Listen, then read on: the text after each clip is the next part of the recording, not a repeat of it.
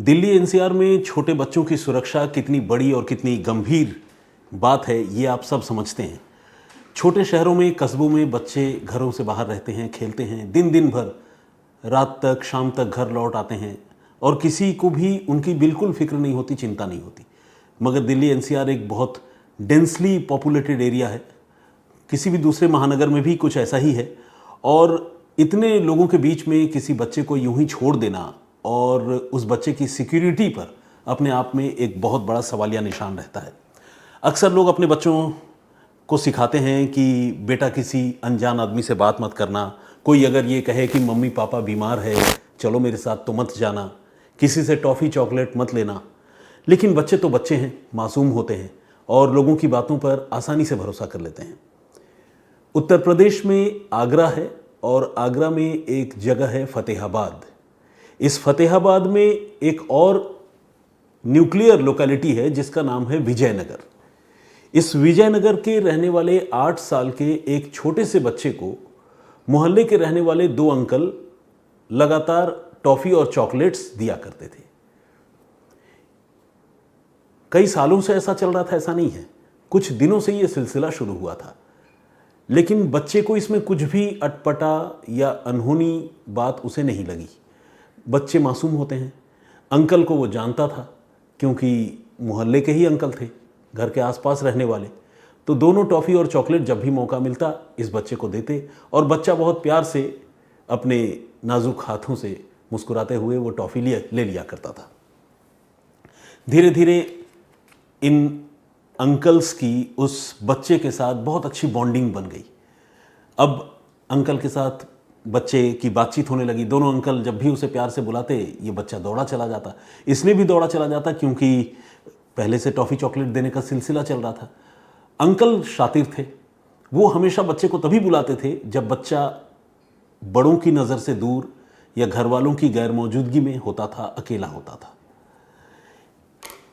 30 अप्रैल को, इसी साल की बात है 2025, 30 अप्रैल को ये बच्चा शाम को 4 साढ़े 4 बजे अपने घर के बाहर विजयनगर में ही खेल रहा था और खेलते खेलते अचानक कहीं गायब हो गया।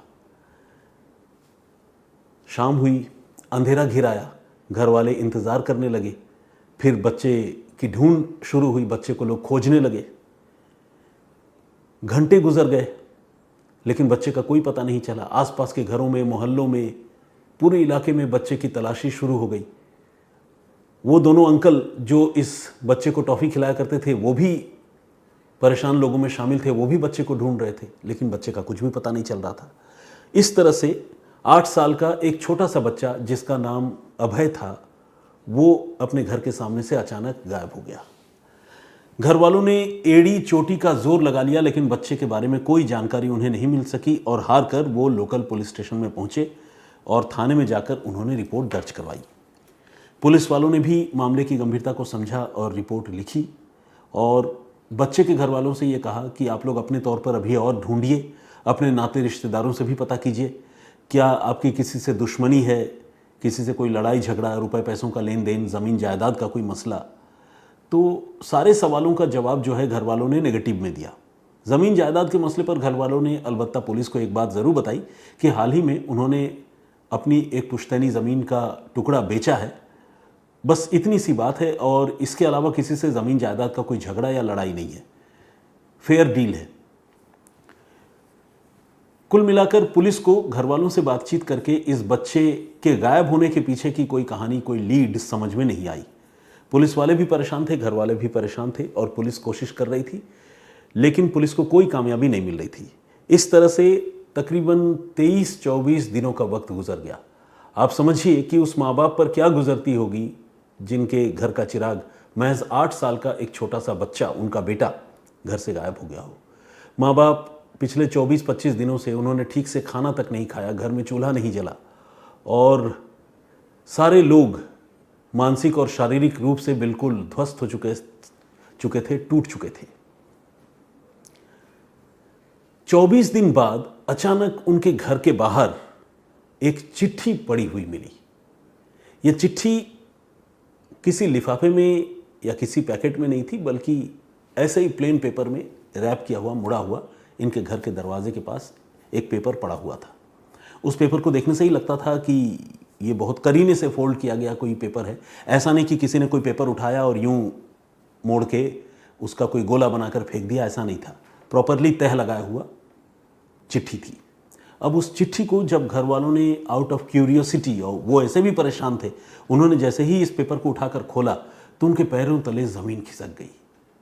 इस चिट्ठी में जो बातें लिखी थी वो बहुत हैरान करने वाली थी, लेकिन इसी के साथ घर वाले जो हताश हो चले थे, इस चिट्ठी ने उनके उम्मीद की किरणों को फिर से थोड़ा और तेज़ कर दिया। हुआ ये कि चिट्ठी में ये लिखा हुआ था कि तुम्हारा बच्चा हमारे पास है और अब तक तो सही सलामत है। अगर बच्चे की सलामती चाहते हो तो 80 लाख रुपयों का इंतज़ाम कर लो। और हम ये कैसे समझें कि तुमने रुपयों का इंतज़ाम कर लिया या तुम्हें हमारी चिट्ठी मिल गई? इसका एक तरीका ये है कि तुम कॉलोनी के बाहर गेट पर 2 हरे झंडे बिजली के खंभे में टांग दो, लगा दो, और जब तुम रुपयों का इंतज़ाम कर लेना तब 2 में से 1 हरा झंडा हटा देना। ये अपने आप में बहुत ही अजीब, बहुत ही मिस्टीरियस बात थी। वो इसलिए क्योंकि किडनैपिंग के मामलों में आम तौर पर इस तरह की साइन लैंग्वेज की बात देखने सुनने को नहीं मिलती। किडनैपर्स किसी गुप्त ठिकाने के बारे में बताते हैं, कोई खंडहर का पता देते हैं, या बताते हैं कि फलां पुल के नीचे रुपयों से भरी अटैची रख देना। लेकिन ऐसा कि खंबे पे झंडा टांगो, 2 झंडे टांगो, हरे रंग का टांगो, 1 झंडा हटा देना, 1 झंडा रख लेना, इस तरह की बात जो है कोई किडनैपर आमतौर पर नहीं लिखता। और उससे भी ज़्यादा हैरान करने वाली बात ये थी कि 30 अप्रैल को किडनैपिंग हुई थी और पहली बार जब चिट्ठी इन्हें घर के बाहर मिली तो वो अप्रैल के बाद मई का पूरा महीना निकल गया, ये जून महीने में मिली, मतलब 1 महीने 24 दिन बाद। मैंने पहले 24 दिन कहा था, वो उसे काइंडली करेक्ट समझिएगा। 1 महीने 24 दिन बाद जून के महीने में इनको मिली।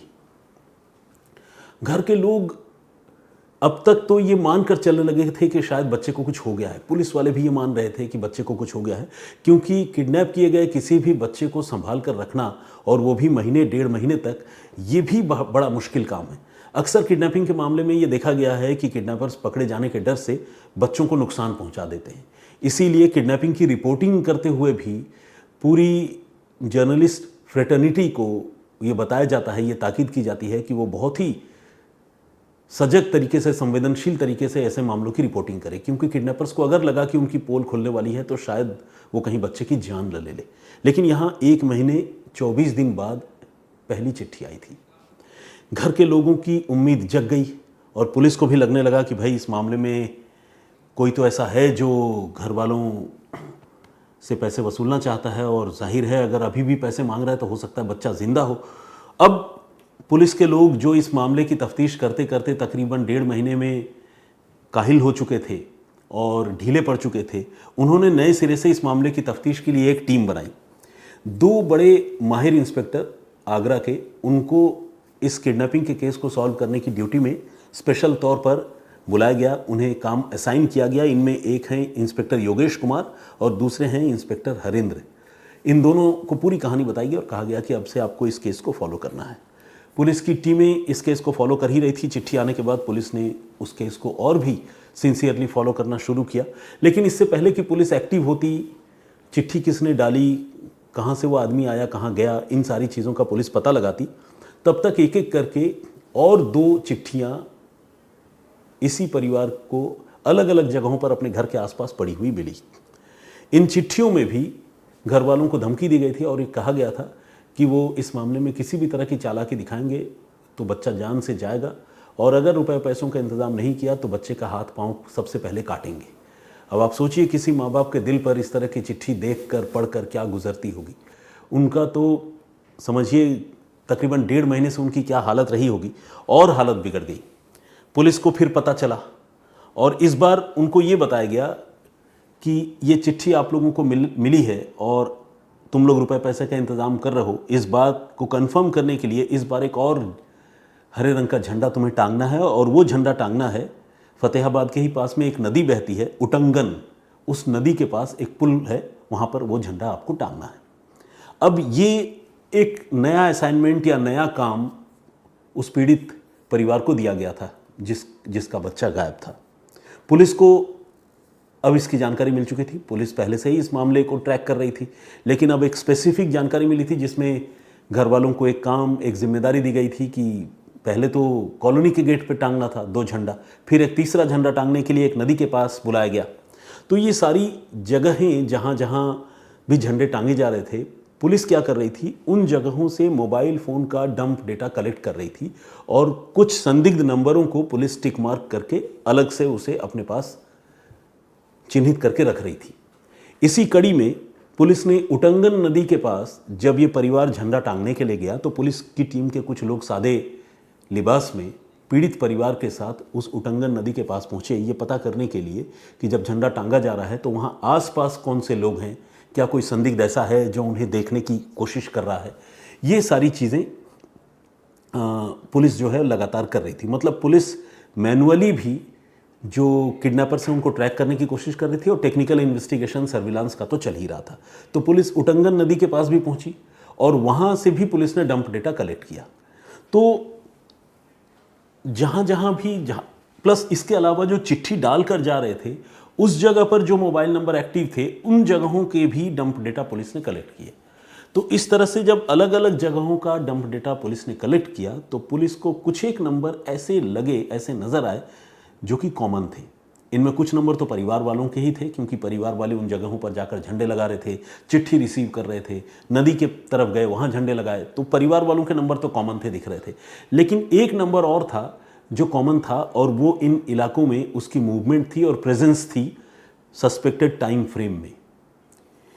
ये नंबर किसी और का नहीं बल्कि उसी मोहल्ले में जहाँ का ये बच्चा रहने वाला था, उसी मोहल्ले में थोड़ी दूर पर एक जन सुविधा केंद्र है।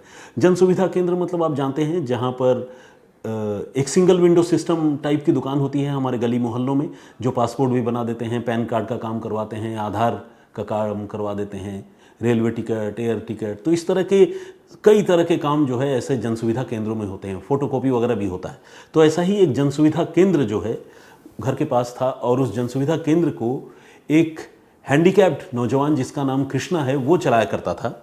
तो कृष्णा का वो नंबर था जो इन तीनों चारों जगहों पर कॉमन था जहाँ पर फैमिली मेम्बर्स जो है झंडे टांग रहे थे और जहाँ से वो चिट्ठी उठा रहे थे वहाँ चिट्ठी डालने के लिए शायद कृष्णा आया हो या उसका मोबाइल फ़ोन हो, जो भी वजह हो, लेकिन कृष्णा का नंबर कॉमनली दिख रहा था जो एक जनसुविधा केंद्र चलाता था।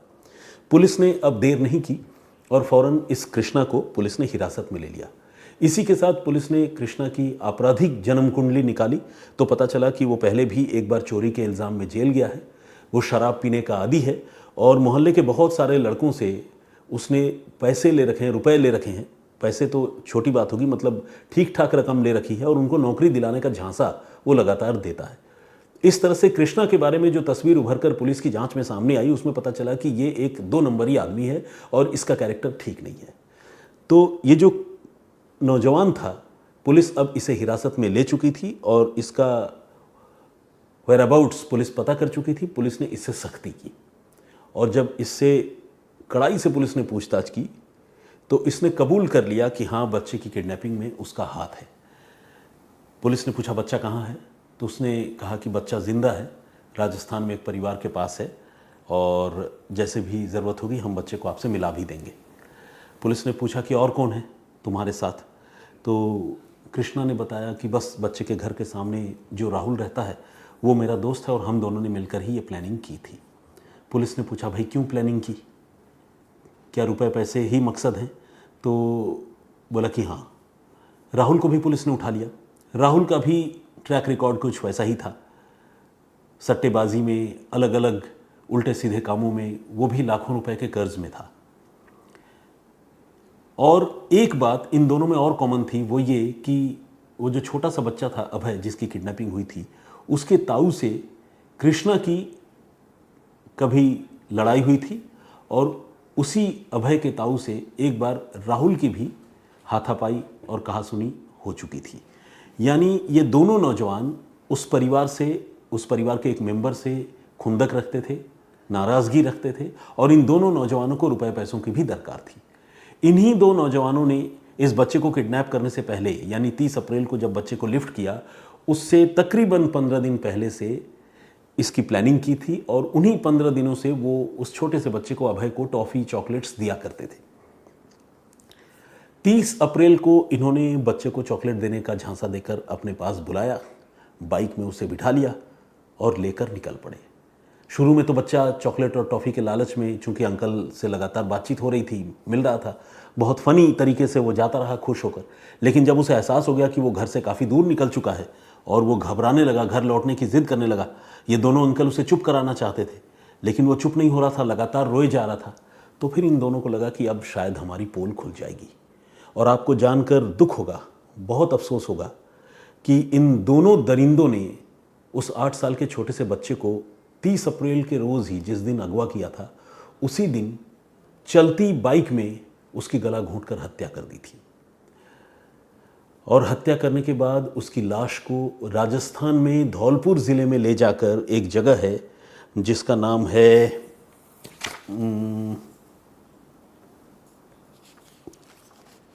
बहरहाल, धौलपुर ज़िले में ले जाकर उस बच्चे की लाश एक सुनसान जगह पर इन्होंने दफना दी थी। किडनैपिंग करने के बाद पुलिस जब ढूंढ रही थी तो बहुत दिनों तक ये खामोश बैठे रहे। इनको लगा कि अगर हम कोई भी हलचल करते हैं तो पकड़े जाएंगे। लेकिन जब काफ़ी वक्त गुजर गया, तकरीबन 1.5 महीने का वक्त गुजर गया, तो इनको लगा कि यार हम तक तो कोई पहुंच पाया नहीं, किसी को पता भी नहीं चली बात, तो क्यों ना अब पैसे वसूले जाएं, बच्चे के बारे में देखेंगे बाद में। तो फितरतन या आदतन बड़े मक्कार और दुष्ट किस्म के नौजवान थे, तो उनको किडनैप बच्चे के एवज में पैसे वसूलने थे। अब उन्होंने लाश के एवज में ही पैसे वसूलने का फैसला कर लिया और 80 लाख रुपए मांगने लगे। लेकिन जांच आगे चलती रही और जांच के बाद टेक्निकल सर्विलांस, ह्यूमन इंटेलिजेंस, इन चीज़ों से कृष्णा पर पुलिस ने सबसे पहले ज़ीरो इन किया।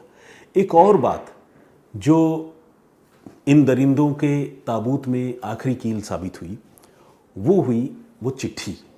असल में ये जो चिट्ठियाँ लिखा करते थे, उस चिट्ठी में इस परिवार को वो संबोधित करते थे ये कहकर कि तुम्हारा बिटवा हमारे कब्ज़े में है और अगर 80 लाख रुपए का इंतज़ाम नहीं करोगे तो तुम्हारे बिटवा की हम हत्या कर देंगे। अब आम तौर पर तुम्हारा बच्चा लोग लिखते हैं, तुम्हारा बेटा लिखते हैं। बिटवा एक ऐसा लफ्ज़ है जो किसी बच्चे को बहुत प्यार से बोला या पुकारा जाता है।